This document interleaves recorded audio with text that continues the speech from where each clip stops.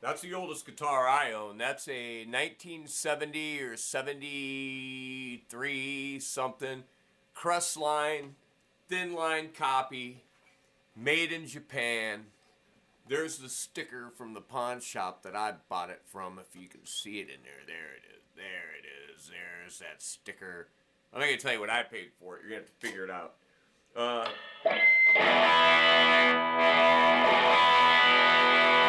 DeArmond pickups.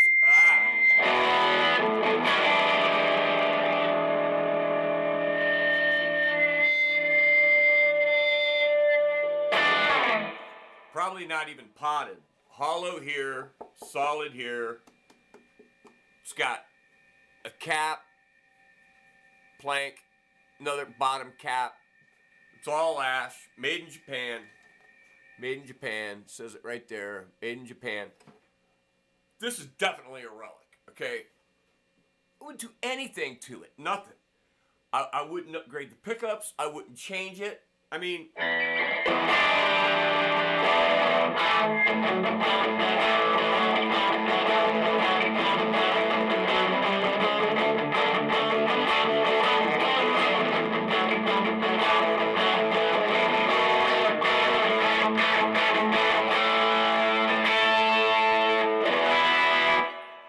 I wouldn't do anything.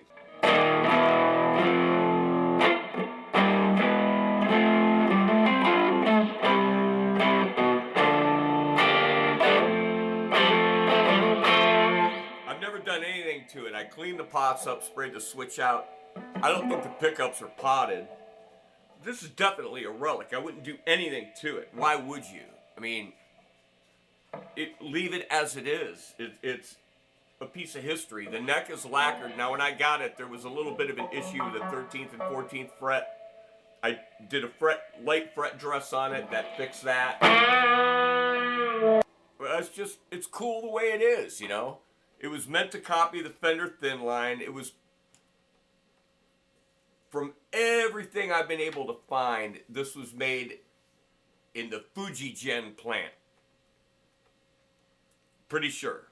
Crestline wasn't around that long, but they made some awesome guitars, and when they came out in the 70s, they were dirt cheap, you know, compared to what Fender. You know what one of these, a 71 or 1970 Fender thin line, goes for now? If you have the original, and the Mexican one is $799 if they haven't raised it, you know, so it's not cheap, but there's nothing I would do to this guitar to change it.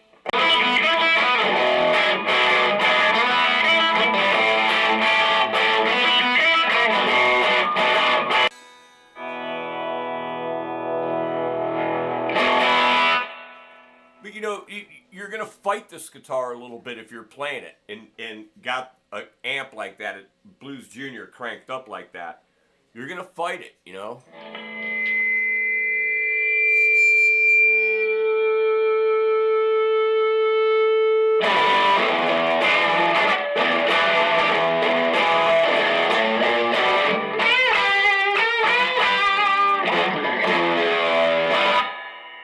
You're going to fight with it. You can turn it down.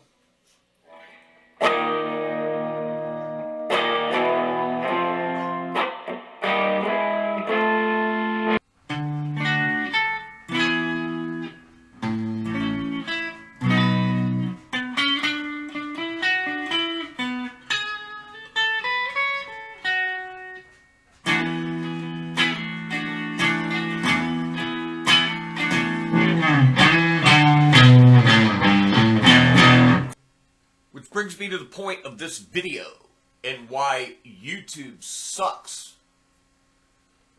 When you're talking about something like relic guitars, old guitars, versus new guitars, and Chinese guitars, and cheap guitars,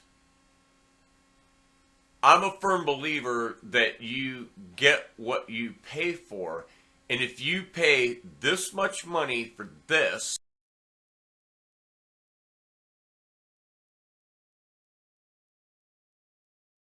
which is basically $1,800 for a 1960s Fender Custom Shop Relic reissue, as opposed to having this,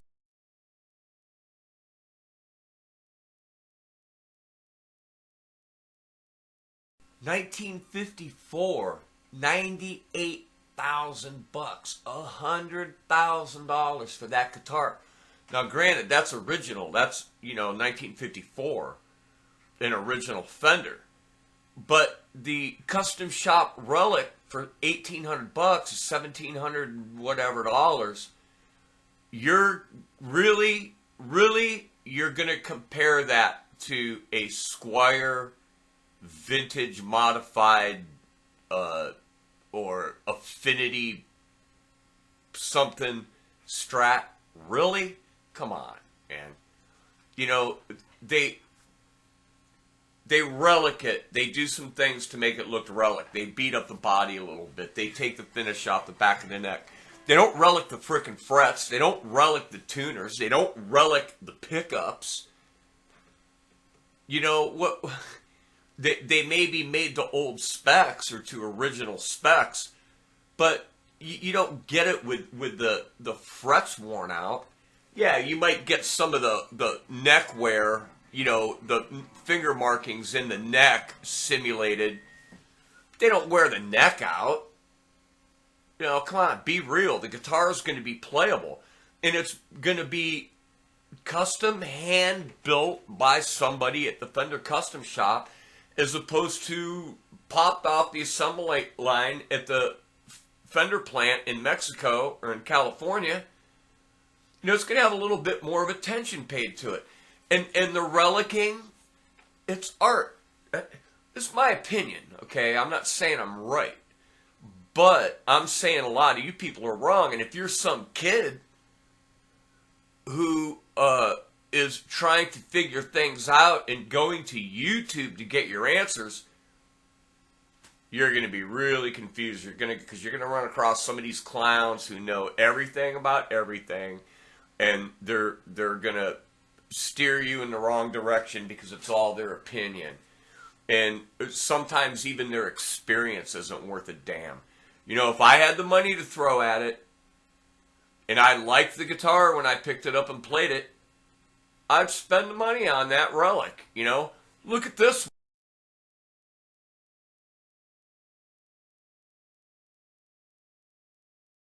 It's $30,000 for a '54 Telly, as opposed to $100,000 for the Strat. Ooh, what's that tell you? I don't know. They were making the Tellys before they were making the Strats, so the older Strats might be more rare than the older Telecasters. I'm not sure, but the relic guitars, and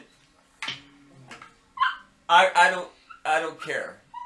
I know a lot of people think that they've got these wonderful guitars and they spend $100 or $200 on a Squier, and they might be great guitars. They might be great feeling guitars, great playing guitars. But to honestly compare that to, $1,000, $1,500, $2,500, $3,000 for some of the signature Strats that you can buy, there's no other way to get that than to pay that money. And the differences in my mind are paramount, okay? I'm not saying that I can't play on a $100 guitar, because I can, and I have, and I've done it. And there are ones that I like. But is it as good, or is it the same, or does it do the same? No. In the long run, no. Just like that Telecaster there. When you've got the amp dimed and the gain all the way up and the guitar all the way up, it feeds back because that's those old unpotted pickups. So you're going to fight it. You got to learn how to work with it. And I'm sure I'm going to get all kinds of comments about that. I don't care. You know, whatever. Go ahead. But to tell somebody that those guitars, those relic guitars, aren't worth what you pay for them is insane. That's what they charge. You're not going to get it any other way other than to do it yourself. And if you want to do it yourself, that's fine.